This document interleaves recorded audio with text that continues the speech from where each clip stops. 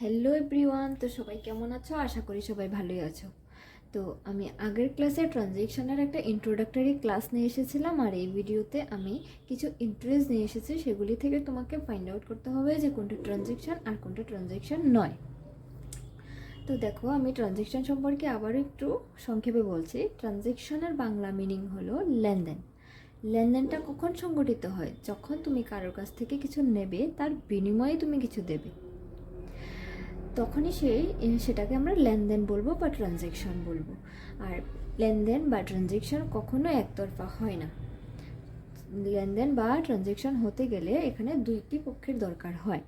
যেমন ধরো, এক এক পিতামাতা, তোমার প্যারেন্ট, যদি তোমার বার্থডেতে তোমাকে গিফট করে, বা তুমি তোমার বন্ধুর বার্থডেতে যদি তোমার বন্ধুকে কিছু গিফট করো, তাহলে তোমার বন্ধু তোমাকে কিছু তার বিনিময়ে দিচ্ছে না। বা তোমার বার্থডেতে যদি তোমার প্যারেন্টস তোমাকে কিছু গিফট করে, তাহলে তুমিও কিন্তু বিনিময়ে কিছু দিচ্ছ না। মানে এখানে একতরফা হচ্ছে।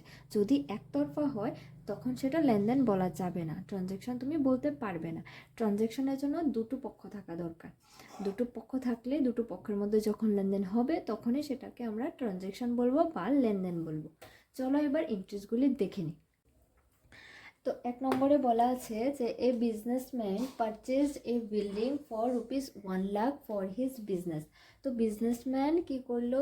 বিল্ডিং ক্রয় করলো। পারচেজড মানে ক্রয় করা, বিল্ডিং ক্রয় করলো বিজনেসের জন্য। তো এখানে বিল্ডিং পেলো, আর তার কাছ থেকে কি গেলো? টাকা গেল। তো এটা হবে transaction. 2 number, A said businessman presented A book costing ₹50 to his son on the occasion of his birthday. একজন বিজনেসম্যান কি করলো? তার ছেলের জন্মদিনে একটা বুক গিফট করলো। তাহলে আগেই বলেছিলাম যে ট্রানজ্যাকশন কখনো একতরফা হয় না। এক্ষেত্রে দুটি পক্ষেরই দরকার হয়। তুমি যা নেবে তার বিনিময়ে কিছু দিতে হবে। তাহলে এখানে বিজনেসম্যান তার ছেলের জন্মদিনে যখন কিছু উপহার দিচ্ছে, তার বিনিময়ে কিন্তু কিছু পাচ্ছে না। তো সেই কারণে এটা ট্রানজ্যাকশন হচ্ছে না। তাহলে এটা হবে নন ট্রানজ্যাকশন। 3 নম্বর, he supplied to his customer goods worth ₹12,000 on receipt of proper order. He supplied, he means businessman. Businessman কি করলো? সাপ্লাইড করলো to his customer goods worth ₹12,000, মানে সে তার কাস্টমারকে পণ্য সামগ্রী সাপ্লাই করে দিল। কিসের জন্য? রিসিপ্ট ও প্রপার অর্ডার। যার কি একটা অর্ডার পেয়েছিল, যে পণ্যগুলি সে দিয়েছে তার একটা অর্ডার পেয়েছিল, তার বেসিসে সে সাপ্লাই করে দিয়েছে।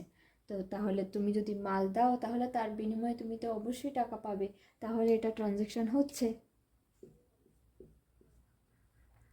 4 নম্বরে আছে রিপেয়ার্ড মেশিনারি ফর ₹1,000।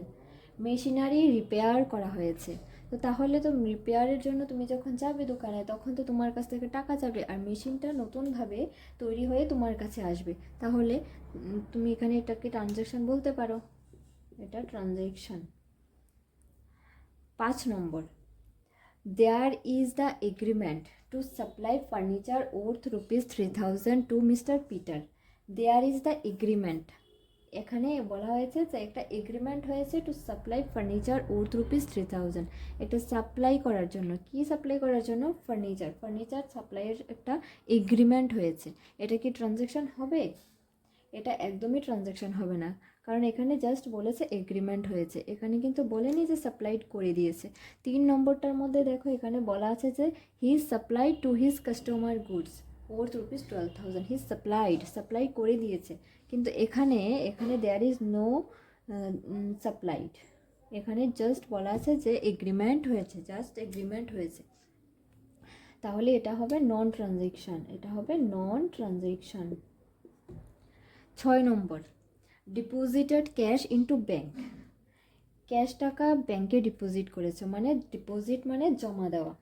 তো ক্যাশ যদি তুমি ব্যাংকে জমা দাও, তাহলে ব্যাংক তোমাকে তার পরিবর্তে ইন্টারেস্টও দেবে। তো তাহলে তুমি টাকাটা জমা দেওয়ার পরিবর্তে উইথ ইন্টারেস্ট তুমি বাকি টাকাটা রিফান্ড পেয়ে যাচ্ছ।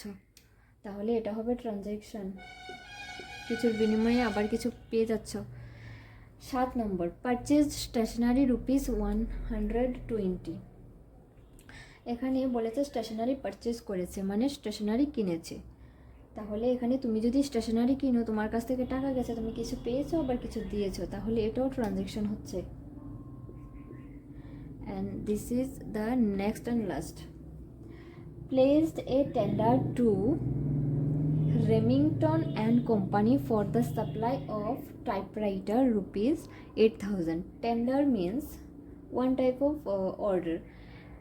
আচ্ছা, বলেছে এখানে placed a tender to Remington and company for the supply of typewriter. টাইপরাইটারটা সাপ্লাই করার একটা টেন্ডার পেয়েছো, মানে অর্ডার পেয়েছো, কিন্তু এখানেও বলেনি যে তুমি সাপ্লাই করে দিয়েছো, এখানে বলেছে জাস্ট এ অর্ডার পেয়েছো, জাস্ট অর্ডার পেয়েছো সেটা বলা আছে।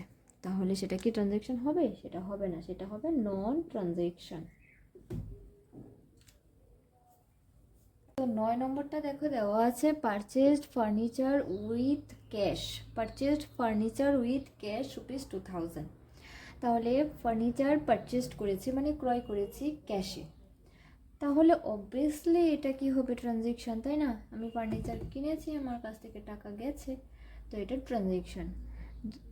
নেক্সট হলো paid wages to worker rupees 500। তাহলে ওয়ার্কারকে আমি ওয়েজেস মানে মজুরি দিয়েছি, ওয়েজেস মানে মজুরি, আমি ওয়ার্কারকে মজুরি দিয়েছি 500 টাকা। তাহলে ওয়ার্কার কাজ করেছে, তার পরিবর্তে আমি তাকে কি দিলাম? টাকা দিলাম, মজুরি দিলাম, ওয়েজেস দিলাম, তাহলে সেটাও transaction. Next, purchased books on credit from United book trust rupees 800। তাহলে পারচেজড বুকস পারচেজড করেছি মানে ক্রয় করেছি, অন ক্রেডিট মানে বাকিতে, ফ্রম ইউনাইটেড বুক ট্রাস্ট মানে এটা একটা সংস্থার নাম বলতে পারো বা একটা শপের নামও বলতে পারো। তো এখান থেকে ইউনাইটেড বুক ট্রাস্টের থেকে ক্রেডিটে মানে বাকিতে বুক পারচেজ করেছে মানে কিনেছে, তাহলে সেটা কি ট্রানজ্যাকশন হবে? অবশ্যই হবে, কারণ ক্রেডিটে কিনলেও আমাকে কিন্তু টাকাটা আজ না হয় কাল দিতে হবে, তাহলে দিতে হলে সেটা ট্রানজ্যাকশন অবশ্যই হবে। আমি তো বুক নিয়েছি, তাহলে আমি তার পরিবর্তে টাকা দেবো, ক্রেডিটে নিলেও তো আমাকে টাকাটা কাল দিতে হবে, তাহলে সেটা হবে transaction. Next, appointed mister P Das as a sales manager on a monthly salary of rupees 12,000। Appoint করেছে মিস্টার পি দাসকে অ্যাজ এ সেলস ম্যানেজার হিসেবে মিস্টার পি দাসকে অ্যাপয়েন্ট করা হয়েছে, আর বলা হয়েছে যে তাকে মান্থলি স্যালারি দেওয়া হবে 12,000 টাকা। তাহলে সেটা কি ট্রানজ্যাকশন হবে? সেটা ট্রানজ্যাকশন হবে না। কেন? কারণ তাকে এখন মাত্র ওকে কি করা হয়েছে? অ্যাপয়েন্ট করা হয়েছে, কিন্তু সে এখনও কাজ করেনি, তাকে এখনও স্যালারি পেইড করা হয়নি। এখানে কোথাও বলা নেই স্যালারি পেইড করা হয়নি, সো সেটা ট্রানজ্যাকশন হবে না, মাত্র অ্যাপয়েন্ট করা হয়েছে, এই ব্যাপারটা তোমাকে মাথায় রাখতে হবে। তো এটা হবে নন ট্রানজ্যাকশন।